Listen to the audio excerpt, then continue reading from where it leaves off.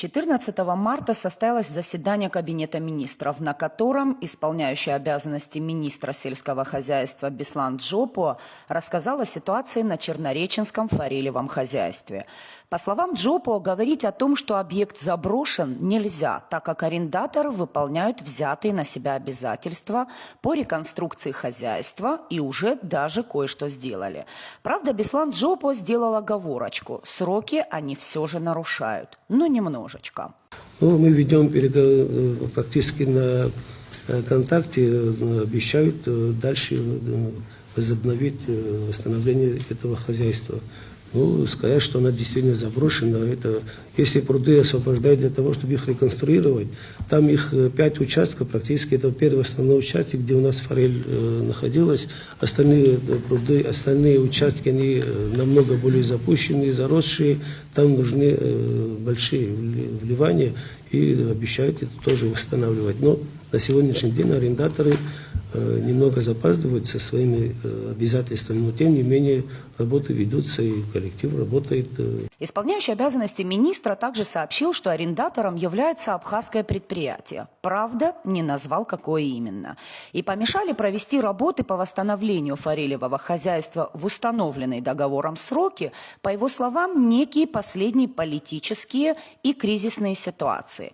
Беслан Джопо снова не уточнил, какие именно ситуации и каким образом они не позволили арендаторам выполнить взятые на себя обязательства. А еще Беслан Джопо вскользь обозначил, какие именно работы уже проведены. Итак, некие инфраструктурные работы, сказал он и уточнил. Положили асфальт, отремонтировали ограду, восстановили некоторые административные здания. Это предприятие сегодня провело инфраструктурные работы, то есть провели асфальт, отремонтировали ограду, восстановили некоторые административные здания. И если там работало 12 человек, которые получали независимо в зависимости от деятельности, от 10 до 15 тысяч, сегодня работают, если память не изменяет, до 22 человек постоянной работы, которые получают более 30 тысяч рублей заработной платы. Слова исполняющего обязанности министра сельского хозяйства очень сильно разнились с тем, что мы увидели на Чернореченском форелевом хозяйстве прошедшим летом. Никаких следов восстановительных или каких-либо других работ видно не было. Уж не знаю, откуда черпал информацию Беслан Джопо, но ни о какой реконструкции объекта речь там не идет. Более того, на действующем более 85 лет предприятии, где выращивали не только черноморского лосося, но и радужную форель и форель янтарную, или, как ее называют, золотую, разруха. А еще с момента открытия Чернореченского форелевого хозяйства здесь работали специалисты очень высокого уровня. Ученые из разных стран специально приезжали в Абхазию, чтобы проводить исследования в научной лаборатории на базе Чернореченского хозяйства. Тогда форель производили в промышленных масштабах. В середине 70-х в Абхазии находился с официальным визитом министр продовольствия и лесного хозяйства Японии Дзенко Судзуки. И, соответственно, так сказать, как одно из интересных мест, а тем более, что он был по профессии сам изначально по образованию рыбовод, рыбохозяйственник, его, значит, пригласили посетить, ознакомиться с форелевым хозяйством. Ему, естественно, показали рыбу и, как положено, естественно, встречая гостя, значит, приготовили эту рыбу. И когда он сел за стол, попробовал рыбу, он сказал, обращаясь к Раждену Датовичу: «Вы мне показали одну рыбу, а угощаете меня дикой рыбой». На что он сказал: ну как же так, я не могу обмануть гостя. Поднялись из-за стола, пошли, на глазах у него поймали рыбу, почистили, на глазах у него пожарили и поставили опять на стол. Он попробовал, встал, поклонился и принес извинения за то, что подверг сомнению. После Отечественной войны народа Абхазии форелевое хозяйство начало постепенно возрождаться. О промышленных объемах, конечно же, пришлось забыть, так как действовало лишь 15 прудов, в каждом из которых насчитывалось около 2000 рыб. Как говорится, лучше один раз увидеть, чем 100 раз услышать. Мы приехали в Чернореченское форелевое хозяйство, чтобы убедиться, что здесь все по-прежнему. Ну или стало лучше. Как видите, вода есть, а рыбы нет. И за прошедшие почти 2 года, как объект передали инвестору, здесь все изменилось. Вот только в худшую сторону. Объект и правда выглядит удручающе. Работает всего 2 пруда, в которых плавает завезенная из Адлера форель.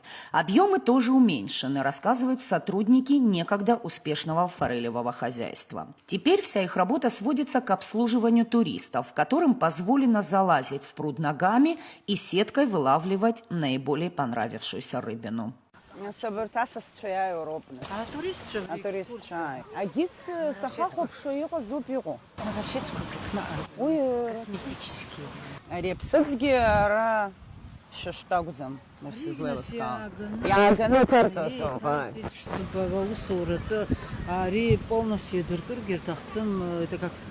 Туристический объект.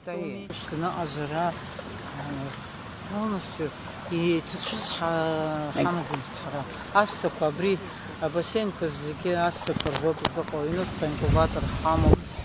Инкубатор хоть башей голубь ужился. Башу. Ха, я и вот все будет нормально. Хоть она Шашук садвою, чтобы в октябре будет 2 года. Ихтиолог-рыбовод Майя Агарба, работающая на Чернореченском форелевом хозяйстве с 1968 года, то есть более 55 лет, не скрывает разочарования. Дело всей ее жизни, которому она посвятила лучшие годы, пришло в упадок. И что самое плачевное, говорит женщина, никакой научной работы больше здесь нет. Инкубаторы, как и емкости для мальков, пустые. Здесь все приходит в негодность. И абхазскому государству до этого нет никакого дела, сетует женщина. Асса, хаман, икра, хаман, маточное стадо, хаман, товарная продукция, хаман, бардзик, хаман. Нас юзыка тумрихи. Яхмаз храус. Знаешь, баха потребила рагузи. Насуштиш на пхгара ирхой. Ижбодера вообще яю и целую гюша. Маскала знаки айоша, азилка я ханахлаги. Стенас.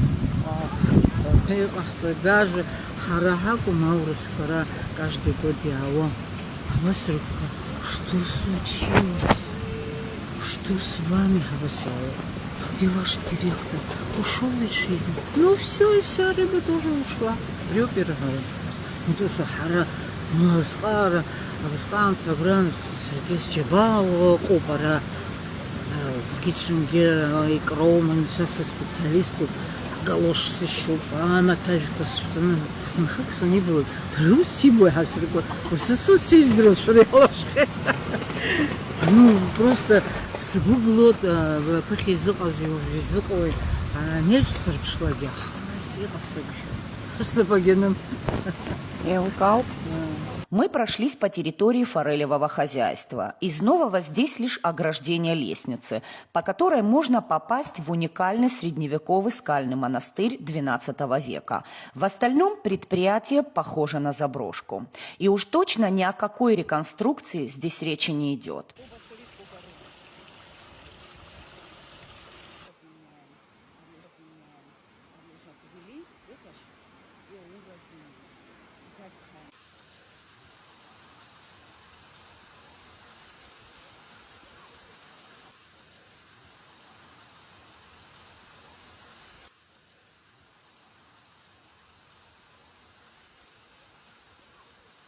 Беслан Джопо говорит об абхазском предприятии, которое вроде как арендовало данный объект. Напомню, название компании, заполучившей форелевое хозяйство, официально не названо до сих пор. А вот по информации российских СМИ, владельцем форелевого хозяйства стала группа компаний «Монтера» Александра Ткачева. Еще в 2022 году экс-президент Бжаня говорил об этом проекте как о правильном. Там будет современное форелевое красивое хозяйство. И форель будет, и икра, и ресторан симпатичный, и дорога красивая будет восстановлена к Наскальному монастырю, говорил Бжане. В начале 2023 года российские СМИ писали, что группа компаний «Монтера» в Абхазии занимается двумя большими проектами. Первый – Москва-Резорт. Это гостиничный и апартаментный комплекс. Второй – форелевое хозяйство. Мы уже рассказывали вам о проекте «Москва-Резорт», который группа компаний «Монтера» так и не начала. Форелевое хозяйство ждет, видимо, та же судьба. И мнение о том, что таким образом абхазская власть давала возможность крупным российским олигархам заполучить и застолбить за собой особо лакомые земли, уже далеко не предположение, а, похоже, свершившийся факт.